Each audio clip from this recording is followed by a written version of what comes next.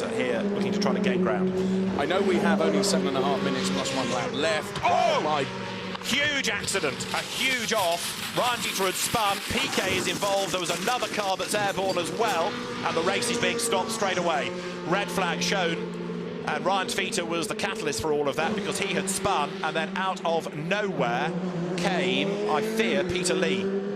Looking at the order, the race is stopped, or race is suspended, I should say, rather than stopped. The red flags come out, but the race suspension, and a very, very quick call by the race director. Absolutely no argument about that. When he saw what we saw, straight away call for the race to be suspended. And Ryan Teeter will be understandably sore because that was a huge impact in the back of the car. But he'd just gone through the gravel, and then seemingly out of nowhere came what looked like being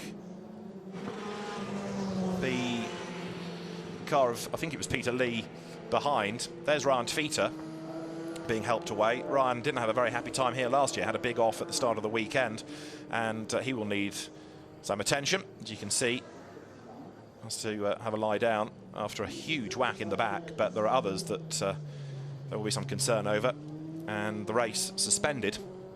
And with about 7.5 minutes on the clock when the red flags came out, I can see down in Parc Fermé the boards being readied to, if required, marshal the cars in. Right. I'm just trying to do some quick computations as to whether we got to the 75% mark, but I'll keep posted on that when I get a moment. The replay of Ryan Teeter. So Teeter was wrong. He got it way out of line. He was too quick, ran off the road, through the gravel bed he goes, back onto the circuit. Joel Eriksson gets through, and then way up on the curb, Peter Lee into the back, a complete corkscrew. He crash lands.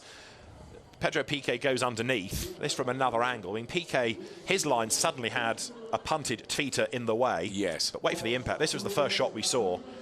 That shot actually illustrates the dust, doesn't it? Because you couldn't see Peter Lee until it was too late. No.